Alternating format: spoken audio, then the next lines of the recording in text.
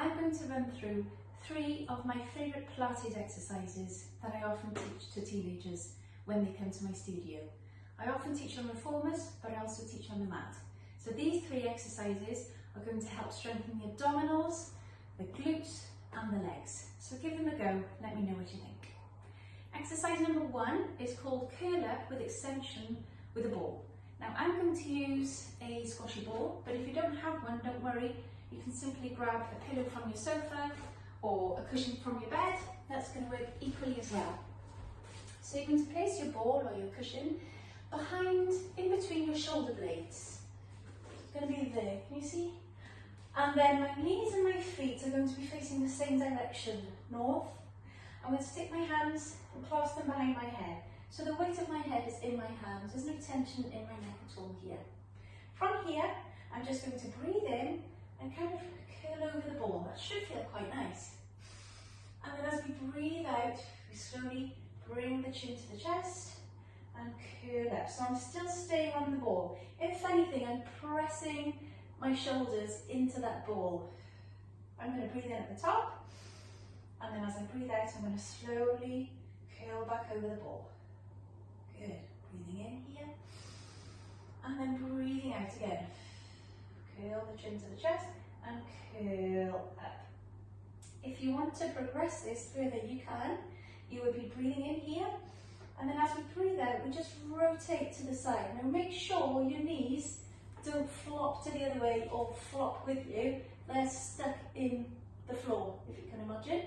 And then you come back to centre. And then breathing out, you just rotate to the other side. Breathe in, and then slowly curl back over the ball again.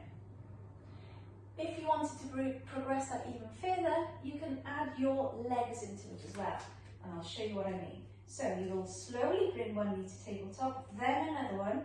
If that feels okay, you would then slowly take one leg out and bring one back in.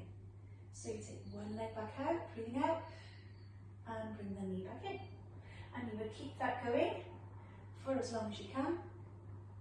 If you want to progress that further still, you can rotate the elbow to the knee and come back to centre. And breathe out, rotate to the other knee, back to centre. And then when you're finished, you would take one foot down, then the other one, and roll over the ball for a nice deserved break. That's exercise number 1. Exercise number 2 is called the running man or the running woman. And this will really challenge your balance, your coordination and your leg strength. So if you're just starting this for the first time, feel free to put a hand on a wall. Otherwise, you would stand away from the wall, nice and tall, so there's length through the crown of my head. I would bring one knee up, bent in front of me, and the opposite arm is bent too. I'm going to breathe in here. As I breathe out, I'm going to reach the opposite arm and leg away as I hinge forward.